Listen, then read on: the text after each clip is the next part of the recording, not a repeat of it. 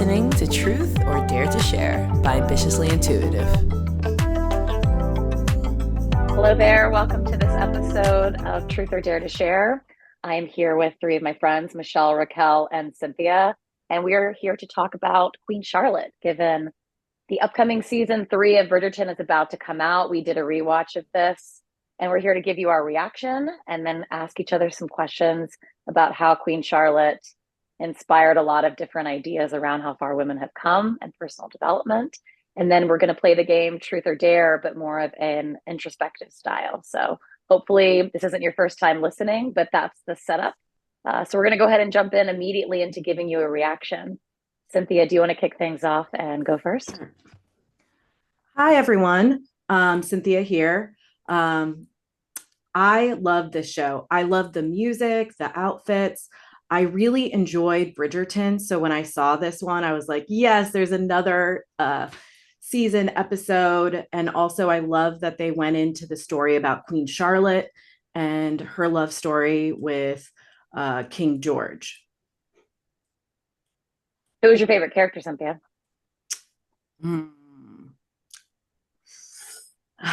I think I'm going to go with Lady Danbury just because she's also in Bridgerton and I love her in Bridgerton.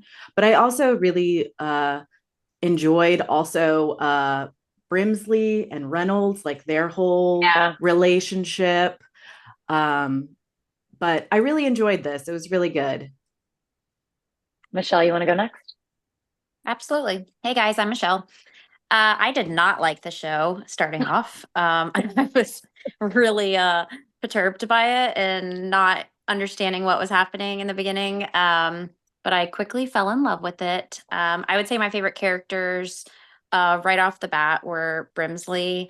And I really, really like George in this start to finish, figuring out his quirks. To Cynthia's point, the music, spot on. You know, it follows Bridgerton with so many popular music and putting it into an orchestra, like an instrument feel. I loved that. But yeah, it made me fall in love with it after not liking it. So that was a plus.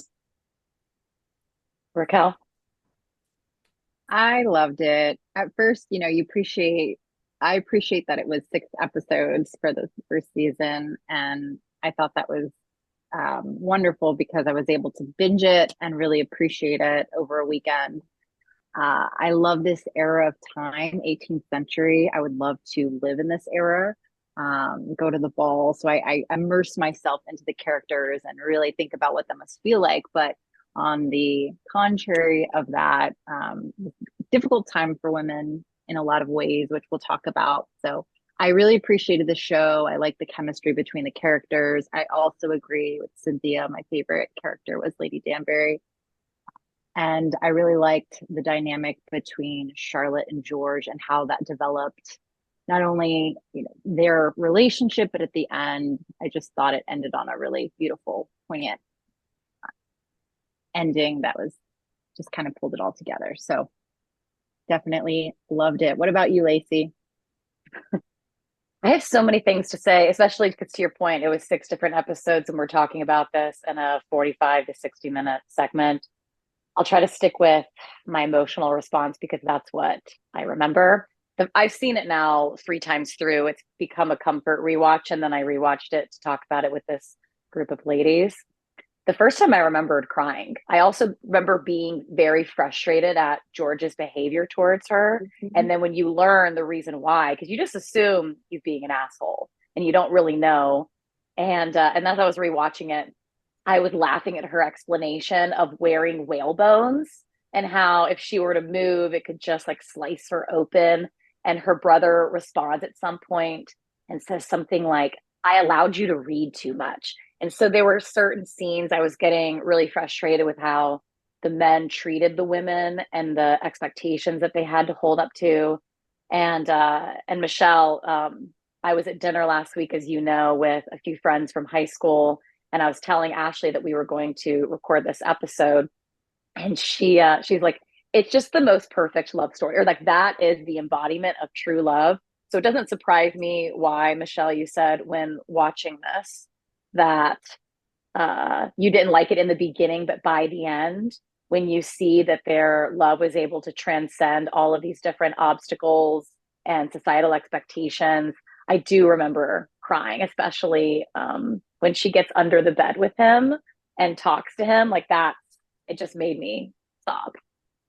So that's where I'll probably flip it back, and we'll jump into Act Two now that we've given our instinctual reactions, and ask each of you, what was your favorite scene or your favorite character, or what moment stuck out to you in the show? Whoever wants to go. I'll start because I was just thinking about something you said. And I think that this story of Queen Charlotte and King George really portrays a true relationship. Like there are hardships in relationships, and love is doesn't always conquer all. There's health and work and families. And I really appreciated how this showed the evolution of their relationship.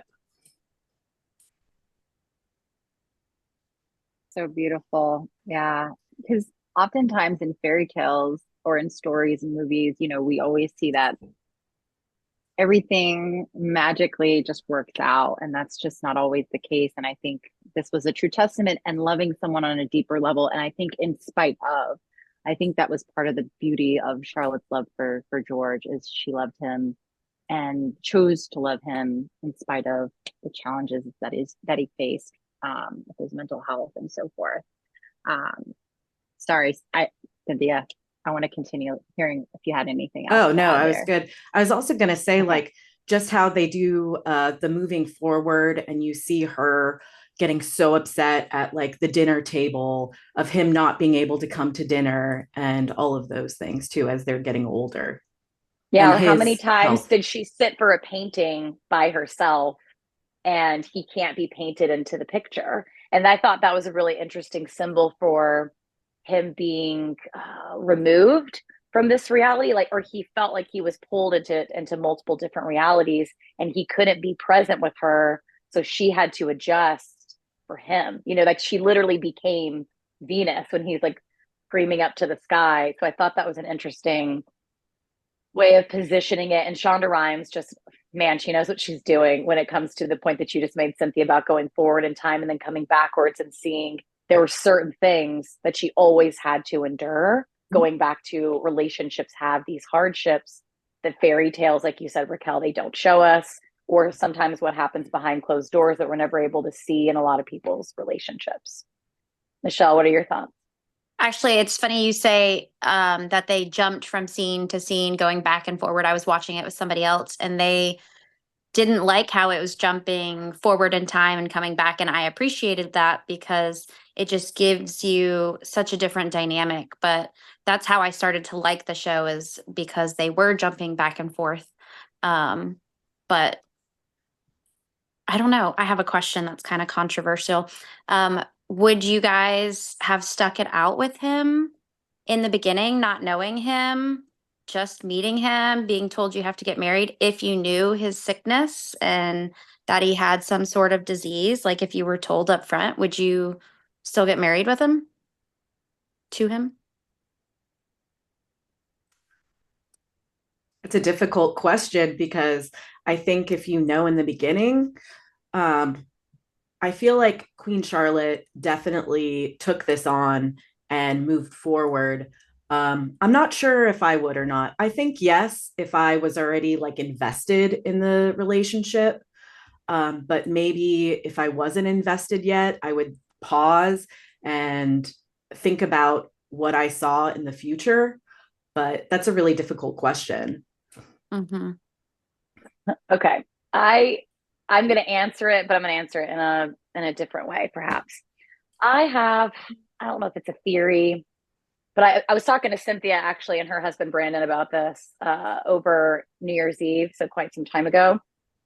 And I was saying that I think every person has some sort of crazy. It's just a matter of whether or not, what type it is, are they aware of it, and are they able to navigate it? And so in this sense of George, he knew he had it. It was a very specific type, and he was aware of the type because he said, I'm pulled in multiple realities.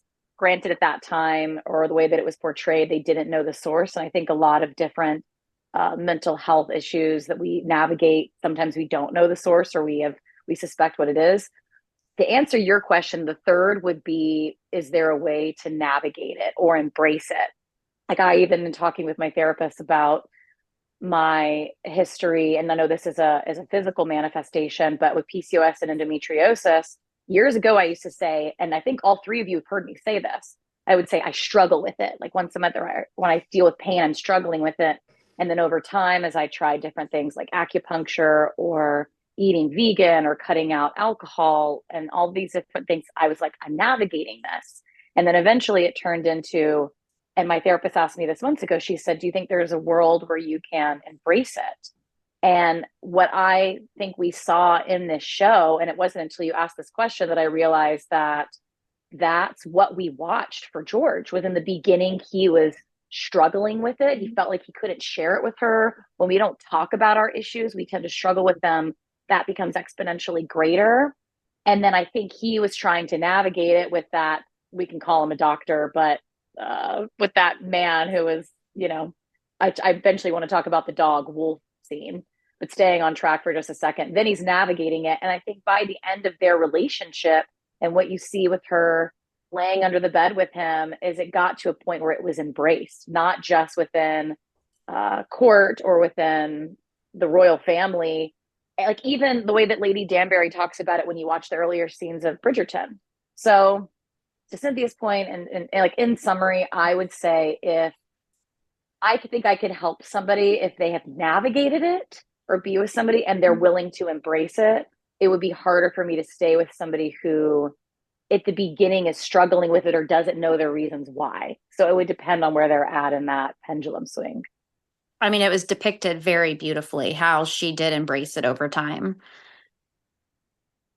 Yeah, that theme of acceptance, of accepting somebody for who they are, which, I mean, that way we could flip back to were women accepted for who they are as we were I was preparing going for to this. say, also, she Yeah. had no choice. There Yeah. was, the contract was already signed. Yeah, she couldn't even wear the wedding dress that she wanted to. Like, what Yeah. a perfect metaphor for at the Mhm. very beginning. She says, you're not going to wear these fancy European dresses. Like, we're more traditional here. Or she's told to be agreeable at the very Did she beginning. not change into the dress she wanted to wear? I thought she did change into it. She We had have the to fact plain, check that. simple. Yeah, they kind of matched, but she was getting ready and it was a tan ivory dress. And then after seeing him in the courtyard, she went and changed. So we might need to look into that. Yeah, I'm just referring to when Princess Augusta, when she Mhm. said to her, she was basically telling her, we're not going to accept you for who you are. And the wedding dress was the metaphor for that. Raquel, you've been silent. What are your thoughts? No, I'm listening, I'm reflecting.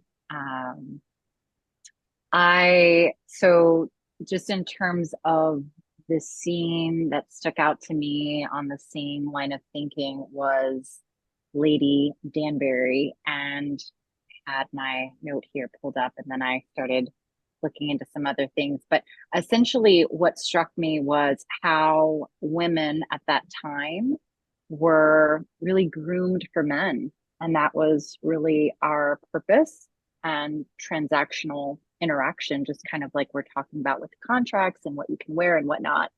And the scene where she says that she was raised for him, meaning her suitor, to like the same things he likes, the same color gold, port wine. I was raised for him, and now I'm new, and now I don't know how to breathe, or he does not exhale. So it's her finding her identity after the fact that he's gone, which is a spoiler alert, as we always say. Part of our show is that we encourage you to watch it, or after hearing us, go and watch the show, because it's phenomenal. But it speaks to that. It speaks to our own identity, and that at that time, women really, whether they had an identity, how able were they to express that? So I think that scene, and just connecting to the women figures in the show, really stood out to me, and reflecting on how much that's changed over the past 3 centuries.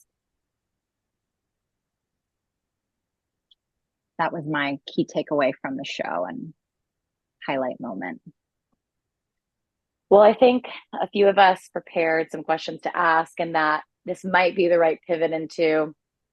And I will admit, I pulled some of these questions from ChatGPT because this morning I was lacking inspiration. And after I put the prompt in, what populated based on my thoughts around Queen Charlotte was, if she were to give a royal decree on how to navigate imposter syndrome, what would her advice be? I think she would just say to embrace whatever it is and accept it and just move forward. Isn't that kind of what she said to her kids, the pressure that she was giving on them to produce an heir, which is a little bit ironic because of that's it. She essentially did what Princess Augusta did to her and all this pressure to have a baby. But yeah, She had a kind lot of just told them children. how many did she have? I She think had that, 13. and that's how many she had the actual Queen Charlotte had. Isn't that right? Like they took Yes. liberties, and they said that at the beginning of the show that it was going to be inspired, but that the author took the necessary liberties.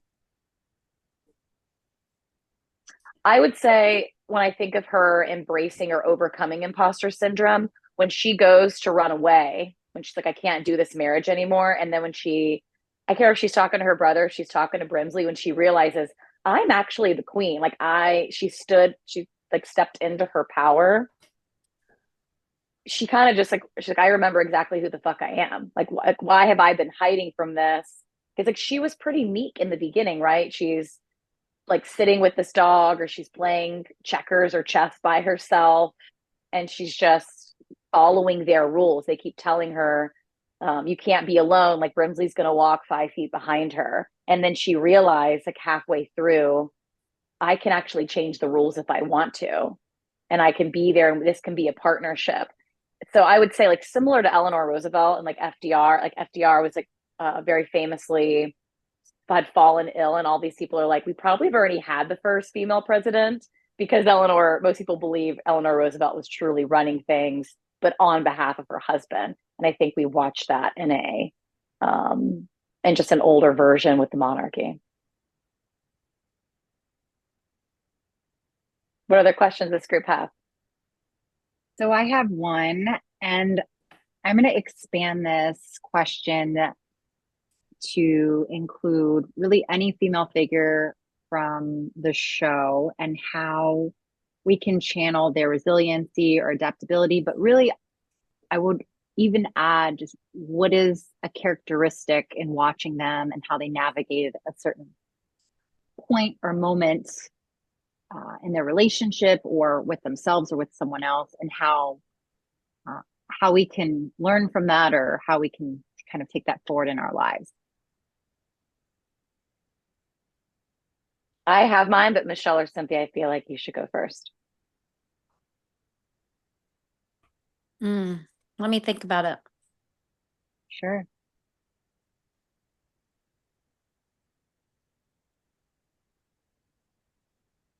I'm not sure.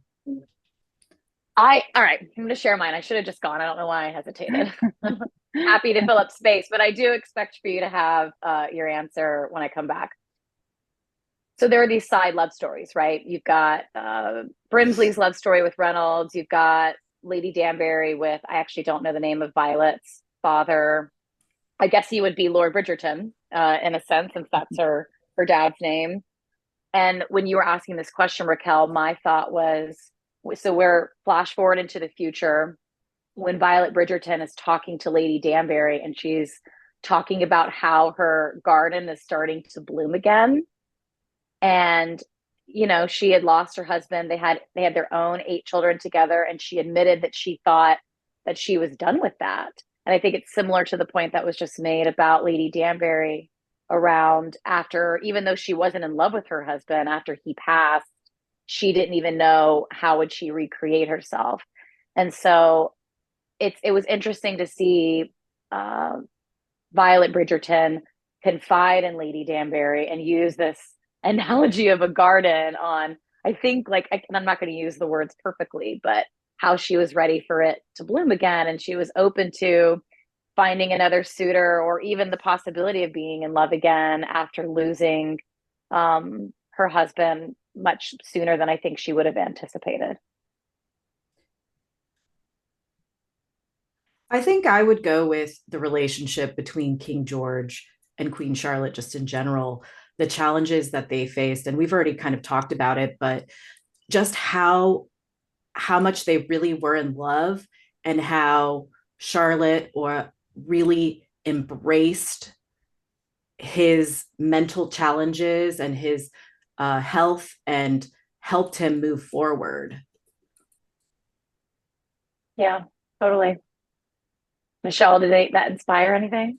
Yeah, well, I mean, I guess if we're looking at all the relationships and characteristics, there's a scene where George's mom finally confides in young Lady Danbury and says, "You're not going to cry here. You're not going to bring your problems into my room." She's like, "I had to endure King George II, and he was brutal." And she paints a picture of how he used to abuse young King George the third.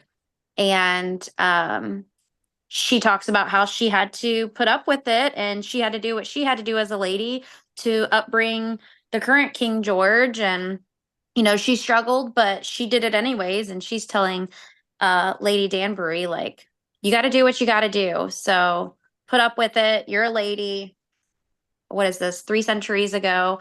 So it's just interesting listening to all the different side stories, but what they had to put up and, how And strong they also, were. and to your point too, like this mentality that I dealt with it, so you also should be able to deal with it, which is Yeah. pretty terrible. I mean, kind of a mental fuck. Yeah. But isn't that what Queen Charlotte was doing to her children? Was Mm-hmm. Princess Augusta was pointing that out to Lady Danbury, that I went through it, so you should have to suck it up and be strong as well. And how often we as women are asked to do that. And another concept we were talking about prior to getting on this call or this podcast was how far women have come, like how far we still have to go. But the idea of like the question that you asked, Michelle, like, would you stay with him? And Cynthia, you saying she didn't have a choice. Like, it would have been this is the contract that was made. And that was the impetus of marriage in the first place, was that it was a contract. And you were lucky if it got to be for love. Because another scene in the show, and I don't know what episode it was, is when Queen Charlotte is sitting down, and this is flash forward into the future, with Violet Bridgerton and Agatha Danbury, and she brings Violet, because she's been at this point now close friends with Lady Danbury for decades. And she's like, "You've had 2 successful marriages. Like, tell me, how do you do it? Because I can't get my children to marry." And Violet Bridgerton's like, "It helps if they're in love," or like love takes place. and the queen is like, "I'm sorry, what? Like love?" Which is hilarious because she wanted out of the contract. She didn't want to do it. And then she, like, surprisingly, she fell in love. But I think she always saw it as a duty as opposed to a choice. Yeah. And just like, I think it's the last episode, her eldest says, "You were never a mother. You were a great queen. You were never a great mother." But I don't think she was allowed to feel the mother side of things. To survive, she had to be a great queen. She didn't have to be a great mother. So yeah, there was just so many interesting. She was navigating a lot of dynamics and a lot of roles. No kidding. Yeah. This makes me think of, she was forced to live in her masculine, and that's not anybody who knows. But if I'm saying that, I don't mean it in a gender sense. She was forced to live in masculine energy to almost make up for King George's absence. And part of being, or like what we associate with being mothering, is being in your feminine and being nurturing. And even when her oldest loses his wife and daughter, I think it was both his wife and daughter in childbirth. Correct. In one of the first episodes, she's like, they're there, prayers and sorrow, like doesn't know how to be nurturing, because all she knows is stepping into her power. And that's interesting, is that we should have this opportunity to be fluid. Like, it's okay to be both, but she didn't really have a choice. She had to. Well, she also never had that. Her parents died young and her brother raised her. if you remember when he said, I let you read too much, their parents had passed away also. So yeah, she never got to experience the motherly love. And to your guys' point, she didn't know how to grieve. Even like the whole situation with his health, she had no idea how to grieve, except for to move through it, right? And two thoughts that came to mind too, just this idea that, we do like the duality of, we do need kind of on the masculine, feminine energy, like how Charlotte is healing George and vice versa. And towards the end, and just thinking about like the ancestries of like our grandparents, great grandparents, and how we're standing on their shoulders, and how progressive we've become as a society, and we still have, of course, room to continue to improve.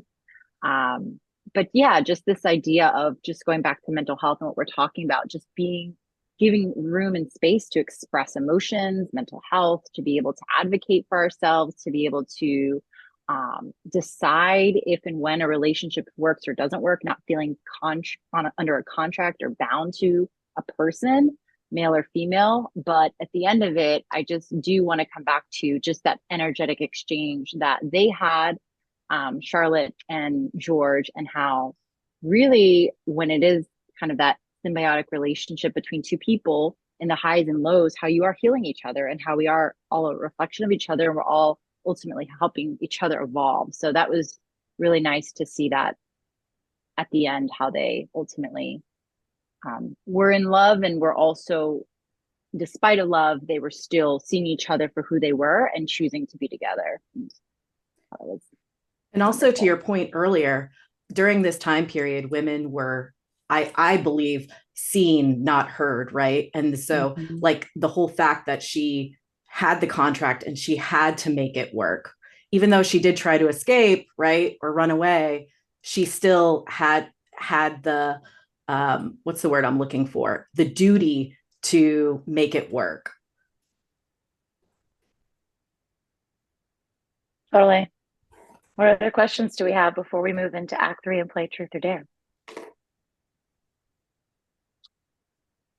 I'm ready to play. Okay. Oh, I have one question. Okay, because this one's kind of fun. What scandalous secrets from Queen Charlotte's era can teach us about forgiveness and moving forward in our own lives? Say it one more time. What scandalous secrets from Queen Charlotte's era can teach us about forgiveness and moving forward in our own lives? So we've got Brimsley and what was the Reynolds. lover's name? Reynolds. We've got Lady Danbury. And her coming into her own. And Lord Bridgerton. They had an affair. Are those the only scandals that I can think of? Well, I would say George was holding a secret from Charlotte the beginning of their marriage. That was like the big secret, which very quickly when I first saw it, that he didn't want to spend the wedding night with her. I was thinking about Sex and the City secret single behavior, like that episode of Sex and the City about how before you move in with somebody that you have like secret single behavior you want to hide, and that's what George's was. What other secrets were there?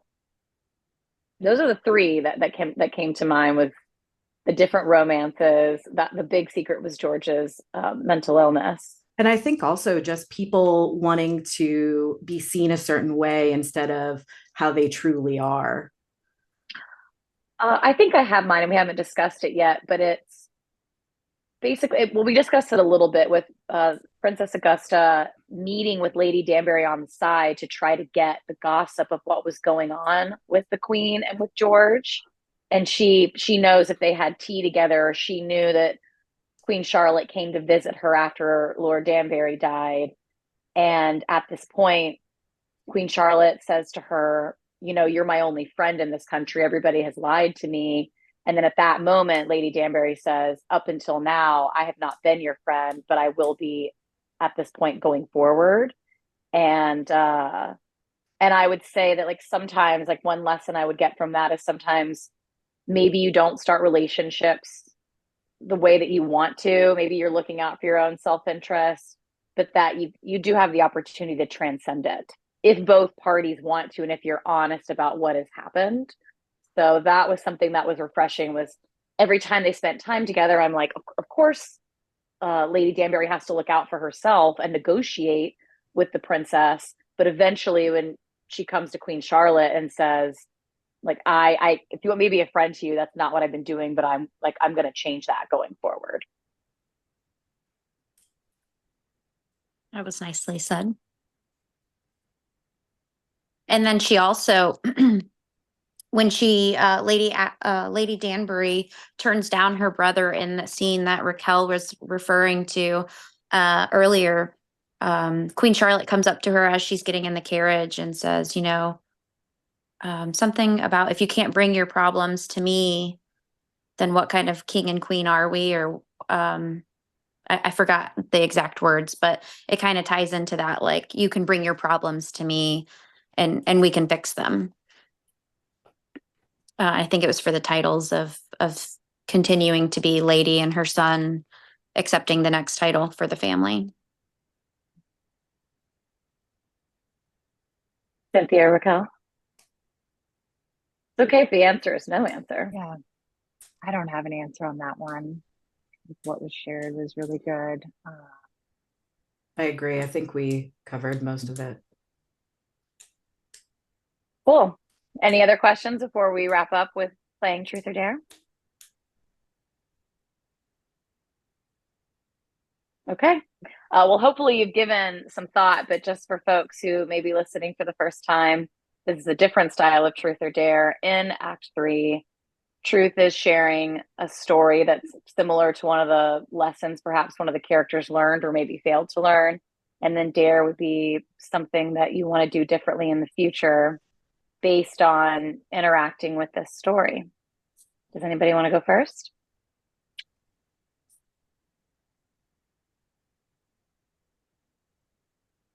I guess I will go first. I would choose Truth for Queen Charlotte, and I would choose Truth because I feel like the relationship between Queen Charlotte and King George is very much a true representation of the evolution of a relationship, and how sometimes love is just not always enough, and that we have to work really hard at keeping relationships strong, and that things aren't always going to be perfect or a true love story, or not that it's not a true love story, but like the fairy tale, as Raquel said earlier, that relationships are work and love takes a lot. So that's my truth. Love that. Who's next? I'll go next. So I'm going to do a Dare from a scene from Lady Danbury. She said, "Now it's time I learned to breathe all on my own." And my takeaway on that is, no matter how old you are, no matter where you are in life, like, you can always start. You can always go back to school. You can always start something new. You can learn a new hobby. So my truth is learning to breathe again on my own, and finding myself and doing that, whatever that may look like. I don't know yet, but I'm going to dare myself. I love that. Mm-hmm. Same. Powerful. I can go next. Dare as well. Just on this whole girl power conversation of what prompted a lot of reactions and emotions on seeing a lot of the characters and the challenges that they face just simply because of the generation that they were living in. And so I think fast forward to 2024, my dare is just to exert all authority that I have and claiming my power and being authentically me in every way, and really in a sense of gratitude for that we have come a long way. And I just want to bring that energy forward in honor of all the women who came before me and the generations before me, and what women had to endure for many, many, many generations before us. Love that. Girl power. Yeah, the Spice Girls would be proud. I am also going to choose Dare. I was scrolling through social media yesterday and I saw a post with Brene Brown talking about communication. And it made me think about Queen Charlotte, what we were just talking about with being vulnerable or there being secrets and how does that affect relationships. And what Brene Brown said was, to be clear is to be kind, and to be unclear is to be unkind. And I am actively working on not just brevity, because there's times to be verbose. I think this is one of those where my gift of gab serves me well, but there are other times where you have to be a better listener, or when do you choose to keep things to yourself, or when are you transparent? And when it comes to relationships, just being open and being honest is a priority of mine, so that you just are not stuck in mystification about what's going on, whether that's a work relationship or a personal one. So that's something that's top of mind to me. And anytime you watch a show, and especially this one, it just, imagine how differently the story would have played out if King George just would have told her earlier on, like, this is something that I'm working on. And I don't know when that timing would have been. And it could have been the same thing. Like, imagine if Lady Danbury just would have went to Queen Charlotte and said, I'm worried about if my son's going to get this title. I'm worried about losing my money and my land. And things, we go through unnecessary pain sometimes. So that's what's top of mind to me. For folks that are listening, whether it resonated with you, what Cynthia talked about around, love requires work, or Michelle, where it's like stepping into, your own and stepping into your own truth, or what Raquel's referring to is like remembering your power.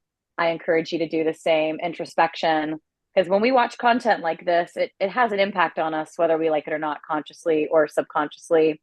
So I invite you to have that same conversation as to what lessons did you learn from Queen Charlotte's story. Anybody else have any closing thoughts before we wrap?